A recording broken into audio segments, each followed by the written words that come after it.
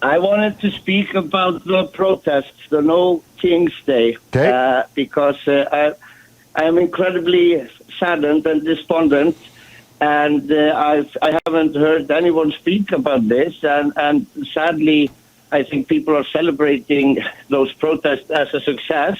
I think they were a horrible failure.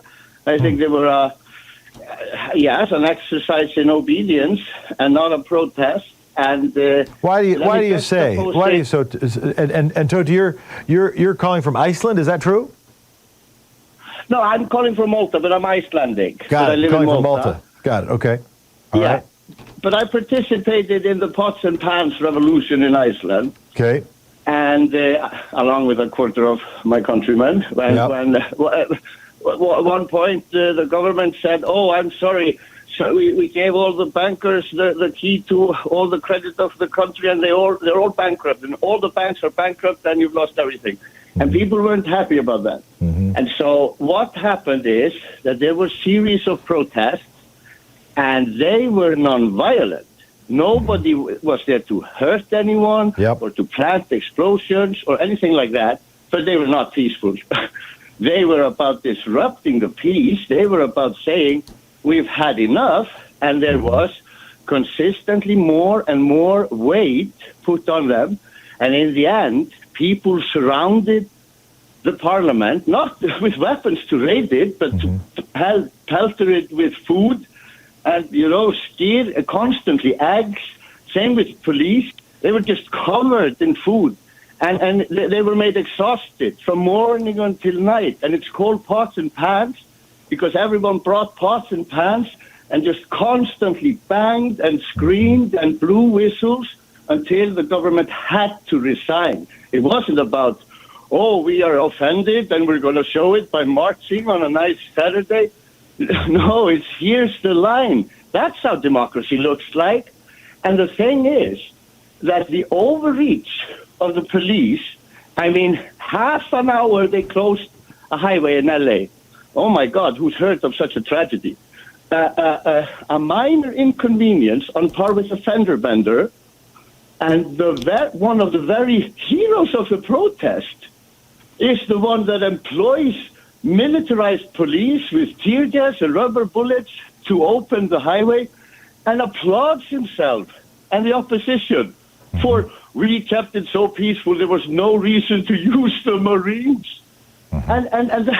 So when you're talking back to the No Kings protest, so your critique is that it was too nice of a Saturday. Your critique is there weren't enough people. Your critique is it was too peaceful. The critique is this: number one, much too few. It was 5 million according to Wikipedia. You need at least 3 to 4% on the street. You can look it up everywhere. At least you need 10 to 15 at least consistently. Second of all, there was this display, almost a beautiful art display of protest, where you had 3 or 4 robot cars driving down the streets burning, no individual hurt, no glass broken, just these cars only owned by corporations, and the governor says, we will hunt them down and put them to prison. No, they're few bad apples. I want to have a T-shirt that says, we're all bad apples. I am Spartacus.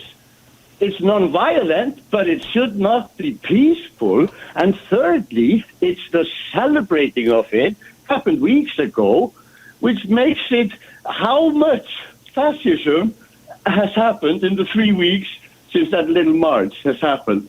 No, the opposition hasn't begun, and I don't know what it takes for people to wake up. But all right, Tony. Well, I want to respond, and thank you. So here's where I'd agree, and here's where I'd quibble. I agree, 5 million is not enough, and 5 million is a lot more than I've done. And 5 million is probably more than happened in Iceland. How many people? What's the population of Iceland? It's 350,000.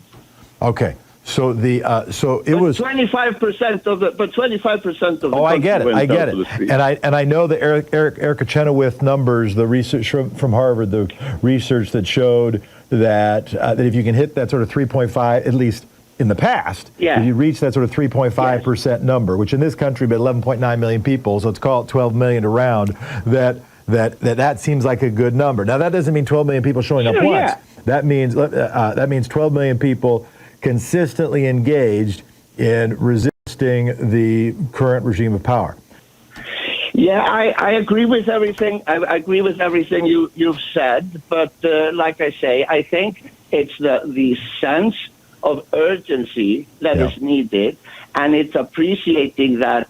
Look, if you're gonna put a fascist from power before you have to bomb cities, like happened, back in the day, a century ago, right? Well, you can't be courteous. And the thing is this: people respect, of course, what the liberals have, sanity and science and fairness, but people respect strength. Yeah. And that's what we haven't shown. Strength. All right, and this Tody. is the nuance. This is the nuance. Tody, thank you so much for the call. I want to get to the next one. How do we get to 12 million? I would say, tell your friends to listen to this program. That's one little thing. This program should grow. And this is the only online community, the only radio show, the only radio show like it. One of the reasons I'm so grateful to be a part of this community, and why I'm so grateful to each of you. If this program could double or double again, if people could tell a friend, tell a young friend, tell an older friend, say, hey, here's 3 easy ways to listen, pick one. Go check it out online. Go check it out on Free Speech TV. Go check it out at your local non-commercial affiliate. Do something even bolder and try to get a commercial affiliate to carry it in a town that doesn't have it. That's a thing. And given that I'm not here every day, it's not all that self-serving. I think it's a useful thing to be done. But another is, so I like the pots and pans thing. I like the pots and pans thing because it is nonviolent, but it is also noisy and disruptive. I have mixed feelings about stopping traffic. It's not my favorite kind of protest because it feels like it's protesting the commuter.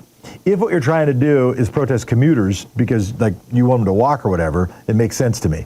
But if you're trying to change a regime, stopping traffic, I'm less sure. I know there are people who infiltrate movements and try to get them to do dumber stuff so they attract fewer people. I want movements that do attract people. Therefore, the mood of the No Kings protest having elements of celebration, that doesn't bother me if it succeeds in bringing people in and attracting people to it so we can build numbers. Something I also like about the Pots and Pans Revolution, a little different here because the last time we all banged pots and pans, it was to say thank you. It was to say thank you to frontline workers. It doesn't mean it always has to mean that, but something that can spread, that can be a consistent thing, something that more and more people can do. I like the No Kings frame. I think that's a pretty effective frame. But how do we get to that 12 million number? So if people have thoughts, feel free, 202-808-9925.